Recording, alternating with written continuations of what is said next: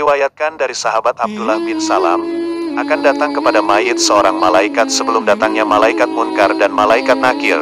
Wajahnya bersinar terang seperti matahari, namanya adalah malaikat Ruman. Malaikat Ruman datang kepada mayit kemudian duduk seraya berkata kepada mayit, tulis olehmu akan perbuat baikmu dan perbuatan burukmu. Lalu, mayit itu bertanya kepadanya, dengan apa aku akan menulis? Di mana pena, tinta, dan wadah tintaku? Malaikat Ruman pun menjawab, ludahmu adalah tintamu dan penamu adalah jari-jarimu. Lalu mayit itu bertanya, pada apa aku akan menulis sedangkan tidak ada lembaran amal bagiku? Nabi Muhammad SAW bersabda, melanjutkan kisah ini, lalu malaikat Ruman memotong kain kafannya sepotong dan memberikan kepada mayit seraya berkata, ini adalah lembaran amalmu, maka tulislah. Mayit itu pun menulis kebaikan yang telah dilakukannya di dunia. Tatkala sampai pada keburukannya, saat menulis amalnya, maka mayit itu merasa malu kepada malaikat Ruman. Lalu malaikat Ruman berkata, wahai orang yang berbuat dosa, mengapa kamu tidak malu kepada penciptamu ketika kamu melakukannya di dunia dan kamu malu kepadaku sekarang? Malaikat itu pun mengangkat sebuah tiang lalu memukul mayit itu. Lalu, mayit itu berkata, angkatlah tiang ini dariku sehingga aku menulis keburukanku. Mayit itu pun menulis semua kebaikan dan keburukannya di dalam lembaran itu.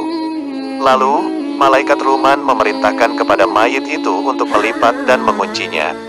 Mayit itu pun melipatnya dan bertanya, dengan apa aku akan menguncinya sedangkan tidak ada kunci bersamaku? Lalu, malaikat Ruman menjawab, kuncilah lembaran itu dengan kukumu. Mayit itu pun mengunci lembaran itu dengan kukunya dan menggantungkan lembaran itu di lehernya sampai hari kiamat.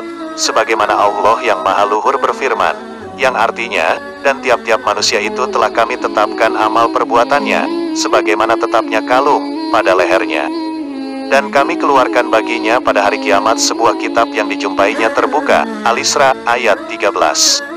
Kemudian, datanglah sesudah itu malaikat Munkar dan malaikat Nakir. Demikian pula tatkala orang yang bermaksiat melihat kitab catatan amalnya di hari kiamat. Ketika Allah yang Maha Luhur memerintahkannya untuk membaca kitab catatan amal itu, dia pun membaca kebaikan-kebaikannya. Tatkala telah sampai pada keburukannya, dia diam. Lalu Allah yang Maha Luhur berkata, mengapa kamu tidak membaca? Dia pun menjawab, aku malu kepadamu. Lalu Allah yang Maha Luhur berkata, mengapa kamu tidak malu di dunia dan sekarang kamu malu kepadaku? Hamba itu pun menyesal dan tidaklah memberi manfaat padanya penyesalan itu. Lalu Allah yang Maha Luhur berkata, yang artinya, peganglah dia lalu belenggulah tangannya ke lehernya.